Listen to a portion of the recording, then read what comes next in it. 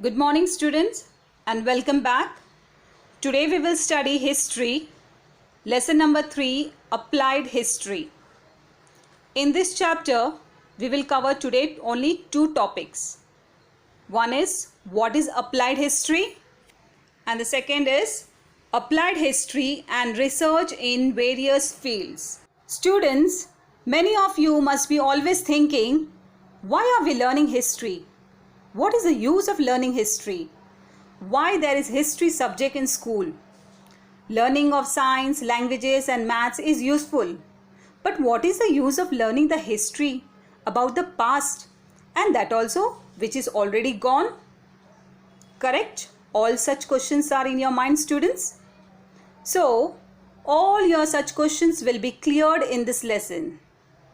Through this lesson, you will come to know how history is connected in our everyday life, how historical information is applied today to make our present better and for a bright future. And even the 10th standard history syllabus is completely based on applied history. Lessons such as arts, mass media, entertainment, sports, tourism, all have a particular background, that is history, which enhance an individual's professional skills. So let's start with the lesson. The very first we will learn what is applied history. Applied means to apply or to follow, and history means past. So we learn from the past, that is from history, and apply it in our day-to-day life. So that is called applied history.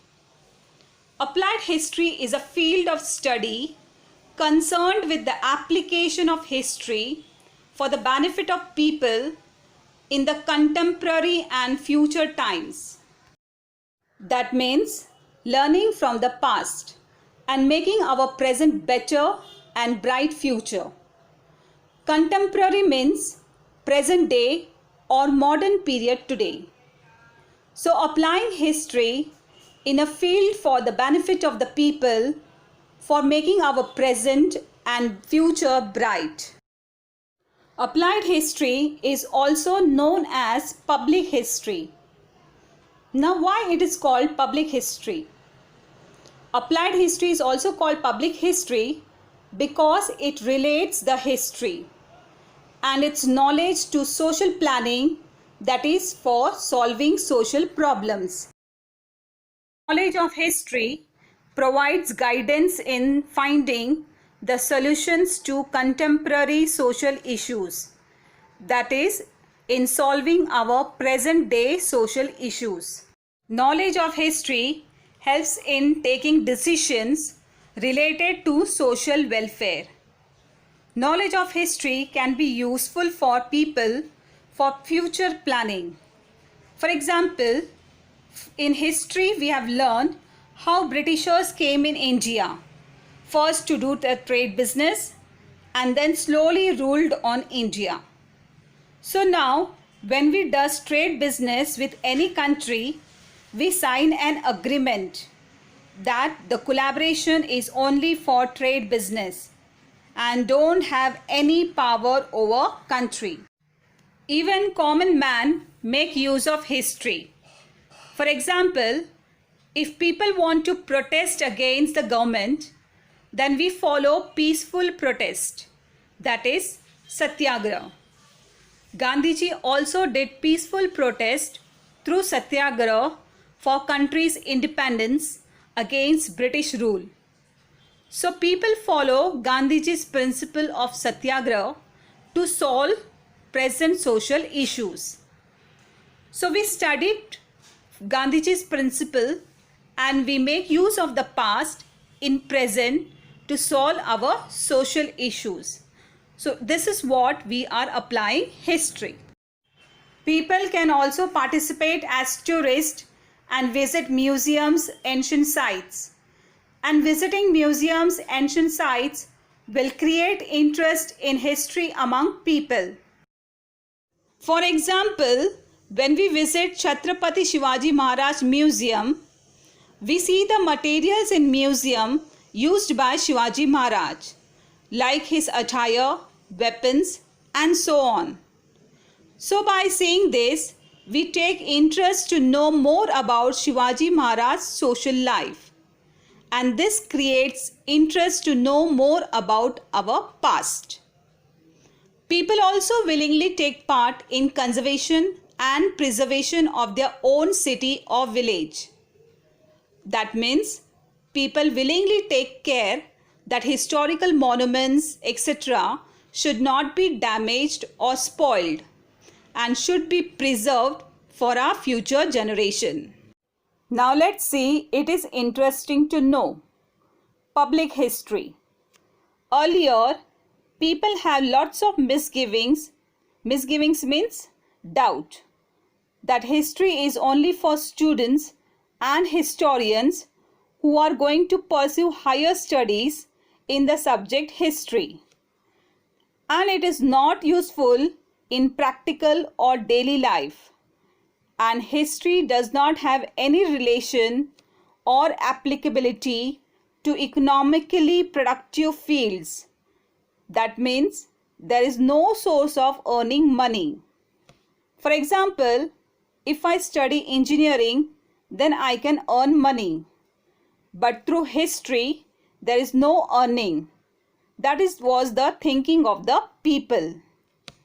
But public history helps to overcome such misgivings and makes history meaningful in everyday life, connecting people to history. There are many universities abroad where various courses in public history are offered. Srishti Institute of Art, Design and Technology is an institute at Bangalore in Karnataka. This institute has an independent department named Center for Public History. This department has taken up various projects and research in the field of public history. So the research is done in this department, that how we can relate past with the present. Now we shall study second topic, that is applied history and research in various fields. History is about the past events. The way our present lifestyle is shaped is completely dependent on the historical chain of events. For example, if we compare the social life of ancient period and modern period, there is a lot of changes that took place in every event. There is a process of development which is related to the past event. Historical events relate to various fields like politics, social and religious structure of a community, philosophy, technology and science, etc. Each of these fields have their own history of building knowledge. That means every subject has its own history, from where it started, how started, etc. All such information is providing historical information. If you have to develop in any field, then you must know about its history. Hence, the method of history can prove to be valuable in the research of various fields. Now let's start with the first research on philosophy. Philosophy is a way of thinking about the world, universe and society in a very different manner. For example, Shakespeare's philosophy. He said, the world is a stage show and all human beings are actors on that stage.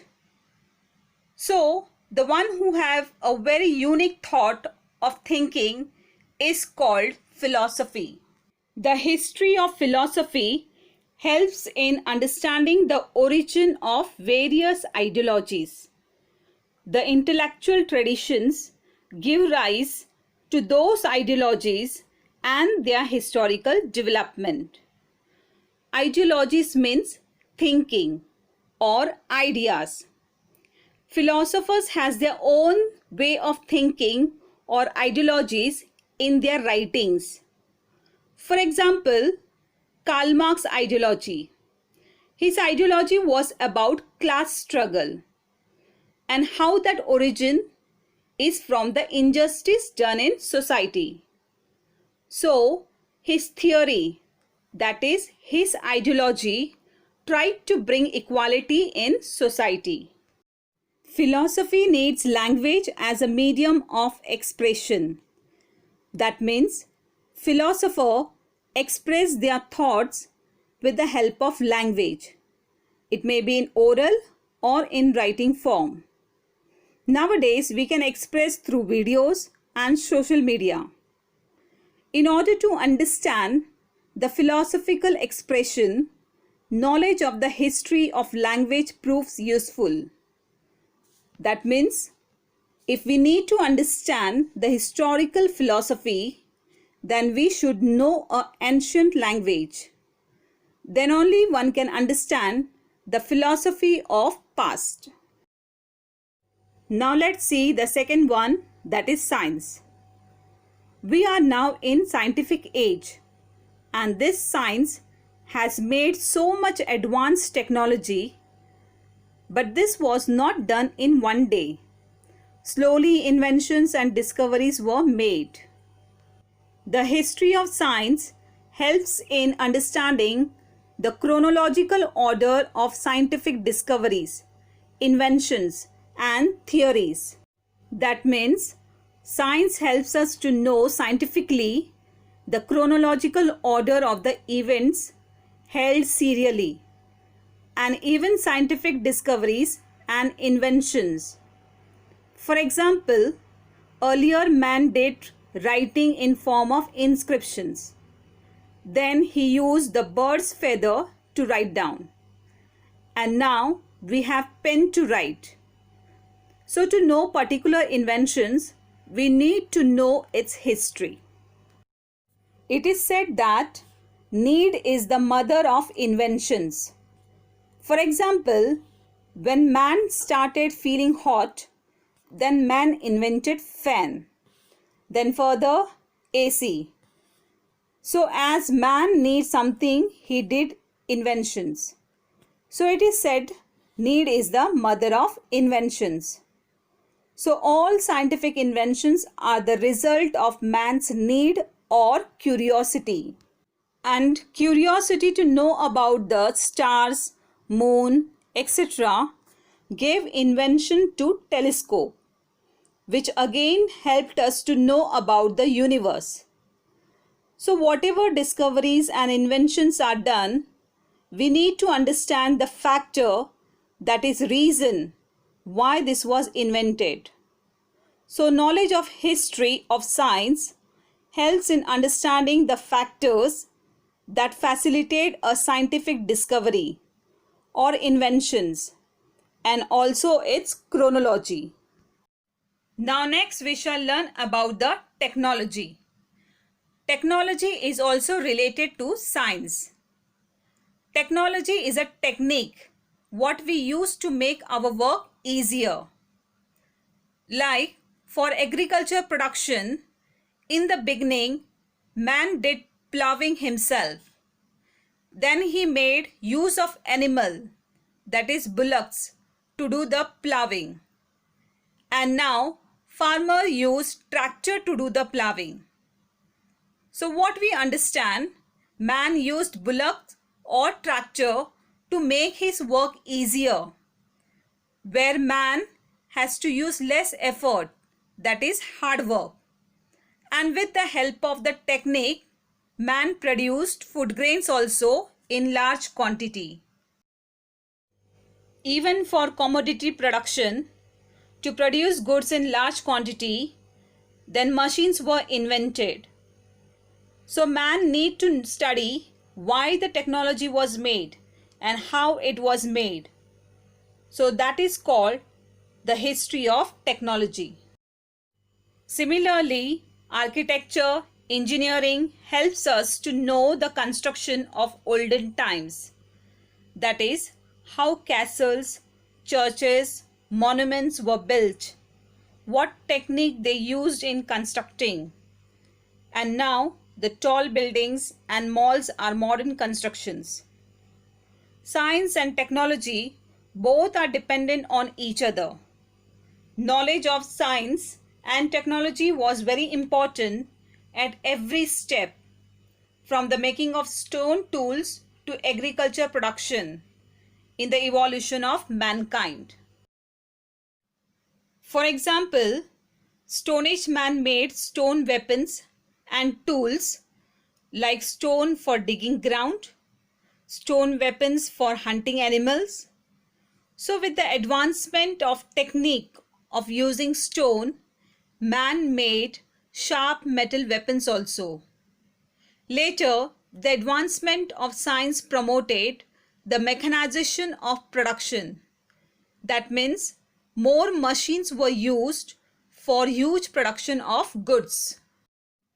Hence, it is necessary to know the history of technology in order to understand the development of mechanization and the mutual dependence between science and technology. That is, change of technology at every event was only with the help of science.